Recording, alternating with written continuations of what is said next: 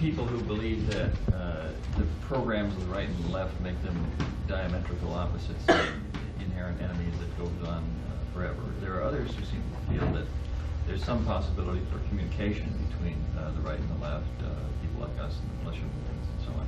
Do you have any thoughts on that? It depends a lot what you mean by the right and the left. So, for example, the Cato Institute is right. I don't mean that. Okay, but look, I mean, for years, until before Z was founded, in fact, the only journal in the country that I could write for was the Journal of the Cato Institute, because we agreed on a lot of things. I mean, we disagreed fundamentally on basic things, but on, say, state terrorism, a lot of things in international affairs, intervention, so on and so forth, we agreed. So it was pretty open, so I could write things there. Well, that's right, left. If you look at the militia movements, I think they're a pretty complicated phenomenon. Like, take somebody like Timothy McVeigh. You take a look at his background. You know? I mean, he's a guy who fought in the Gulf War. I mean, who knows what experiences he went through. It wasn't very pretty, I'm sure. He's somebody whose life has the community that he comes from, the sector of the population that he comes from, their lives have completely fallen apart.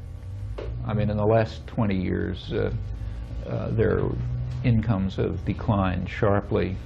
Their wives have to go out and work to put food on the table, which they don't like from the culture they come from. And nobody would like, if people want to work, fine, but they're forced to work, just to survive. The kids don't pay attention to him. There's the whole world of the way he perceived it is falling apart. So, you lash out. You lash out at he didn't blow up a corporate headquarters, notice. You blow up a federal building because you had it drilled into your head that the enemy is the government, not because of the bad things the government does, but because of the good things it does. Namely, it supports, it has some function. Part of its function is to serve the public interest. That's why it's attacked so much. But that's all he hears. Federal government is the bad guys, so let's go blow them up. Well, that's kind of, you have to understand that. It's not coming out of nowhere. These are parts of the population that back in the 1930s would have been organizing the CIO. Well, that option isn't open at the moment, so go to other ones. I think there's, in fact, if you go back to the union organizing days, it was bringing in sectors of the population that were very destructive before. If if alternative options are open, same sectors can become very constructive. Is that a bridge between the left and the right? Well, if you make it, I mean, I don't know Timothy McVeigh, but I think people like that could be made to understand that their enemy is not the federal government. Their enemy is private power, and the federal government, insofar as it's run by private power, which is most of it. There's been a kind of interesting shift in just mass entertainment in this respect over the years. So I've been told, maybe you know better than me, but you go back to the 1950s and say television, the FBI was just, gods. Now I think the FBI is, if you look at a standard cop show, the FBI is the bad guys. It's the local police who are the good guys, and the FBI is coming in and screwing everything up, and they got to get them out of their hair and so on and so forth. I understand that that's been quite a considerable shift. And if you think about the way the FBI was glorified back in the 50s, it's a pretty remarkable shift. Well, I suspect that that's part of the general propaganda of trying to make people hate the federal government, but support the parts of the federal government that protect them from all kind of enemies and in fact funnel money to rich people. It's kind of nuanced, but I think that's happening, and you see that in the militia movement. Let's attack the federal government as the enemy because not private power, and of course let's keep the Pentagon, And they don't know that the NIH and the NSF are doing the same thing. Yeah, I want to ask how these propaganda things work. For example, we've watched wages go down, down, down, down, down over a couple of decades, yet nobody thinks they're underpaid, they are overtaxed. And, this is obviously a propaganda ploy, but who and how does this sort of thing, I mean, all of a sudden there's this big full-blown tax revolt that has, where did it come from and how? You know, look, I mean, you live here just as much as I do. Everything that reaches people is you're overtaxed, you're giving the money away to these pointy-headed bureaucrats and these welfare mothers and these third world countries and so on, and you're suffering because you're paying too much taxes. That's all anybody hears. Mm-hmm. Well, you know, it's very hard when you're sitting alone and you hear nothing but this flood of stuff to say, wait a minute, you know, maybe I'm not over, maybe we're undertaxed. See, it's interesting, if you ask people, you look at polls, the same people who say that they're overtaxed say they would like to have more money spent on education, on mass transportation, on preservation of the environment, actually even on welfare. If you don't call it welfare, because welfare has been demonized, but if you take a look at a poll where they say, should we guarantee health and you know, sufficient food and decent living conditions for everybody? Yeah, most people say yes. If you call the same thing welfare, they say no.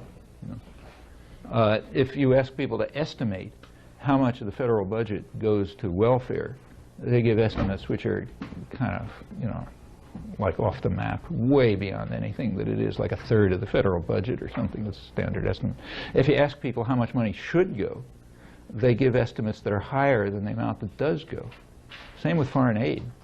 You ask people how much money should the United States spend in foreign aid, they give the standard answer is way higher than it is. If you ask people how much money do we give for foreign aid, they think it's way too high and ought to be cut back. Well, you know, that's not that people are bad. You know, that's what they hear. What they hear is we're giving all our money away to these, you know, third world people who are living in luxury, and I'm working hard. Why should I give my money to them? On the other hand, if you say, well, should we give this amount of aid abroad? They say, yeah, sure, a lot more, in fact. So where does the propaganda come from? Well, you know, you see it every time you turn on the tube, and every time you read the newspaper, and every time you read the journals of opinion, and so on. It's constant. I mean, the United States is, in fact, undertaxed. If you look at the actual facts, which are available, they're not hard to find. The poverty level here is, the United States has the worst record among the industrial countries, bar none, in things like child poverty, hunger, you know, inequality, and so on. Just about every measure, it's the worst. If you want the latest figures, UNESCO, which still barely exists, just came out with its 1997 report. It was just data, you know, just data on things like child poverty and mortality and so on for the countries of the world. It's just alphabetical. But if you look at the industrial countries, the United States is flat out the worst. Okay. Now, where does that come from? Okay. Well, if you look at actual income, the United States is not the worst. So if you take, say, if you look at the distribution of income from, say, wages, the United States is more or less like other countries. So how does it get to be the worst in child poverty and inequality? Well, because it's the worst in transfer payments. So, for example, in France or Sweden or whatever, the government intervention, which means the public intervention to provide people's needs, has a kind of progressive character. Okay, so it shifts funding to some extent from the rich to the poor. In the United States, it doesn't. So if you look before transfer payments, the U.S. isn't off the, you know, redistribution, whatever government redistribution there is, like welfare and stuff like that. If you look before that, the United States is sort of the norm. If you look after it, it's the worst. Well, that's because we're undertaxed. And not only undertaxed, but regressively taxed. I mean, every country is, but the U.S. is worse. And that disparity shows it quite strikingly. It's that component of the system, the transfer payments, in which the United States is by far the worst. End result is we've got hunger, child poverty, you know, starvation among the elderly, you know, all these things that other countries don't. And it's because we're undertaxed. But, you know, how many people know this? I mean, how many people read the, you know, biennial report, State of Working America, which has all this data? Like, you know, people we know, that's who reads it. Somebody's supposed to be reading that and then getting... Well, I'm reading it. You can read it, you know. But it's not going to go to the mass of the population. Okay, because in order to get to the general population, see, look, I can read it because I'm a university professor, right? I got free time, I have resources, I got money, you know, I have all these things that make it possible to do it. Suppose you and suppose you have a couple who are working each 50 hours a week to put food on the table. They're not going to read this book. They don't even know it exists. You know, they couldn't even know that this data exists. They wouldn't know how to find it if somebody told them it did exist. I mean, they're not part of that tiny privileged sector of the population which can do these things. Well, okay, that's what radical organizations are for, to make it available to the general population. I mean, that's what a labor movement is for. A big part of the labor movement was always worker education. Like when I was a kid, my family was mostly first-generation immigrants who were working class. They knew all these things. A lot of them never went to school, you know, but they knew all of these things. In fact, knew them very well, you know, better than the people in universities.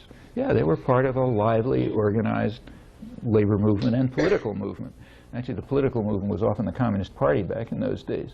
But whatever you think about it, it was a political, I didn't like it, you know, but it was a political movement that brought people in and gave them a way to participate.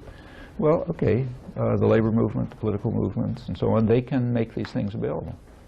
But so much of it is misinformation. Is somebody sitting out in a think tank saying, this week we'll demonize working mothers, and this weekend we'll attack daycare, and I will talk about divorce some more and say how awful that is, and the morals, you know, all this stuff. Why is the misinformation? Why is it there? I guess because the misinformation is very much in the interests of people with privilege and power. Okay. So, and since they have the privilege and power and resources, why shouldn't they put it out? I mean, what do you expect them to do? Tell the truth? Why should they?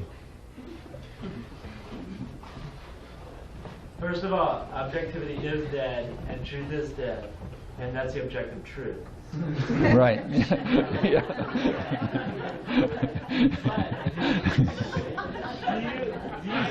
ever think that maybe just the fact that Noam Chomsky is allowed to run around and talk and that maybe that is proof of the power of these propaganda machines, that, or the whole system, that it can allow someone who's saying your version of the truth to exist as they're still doing their own thing?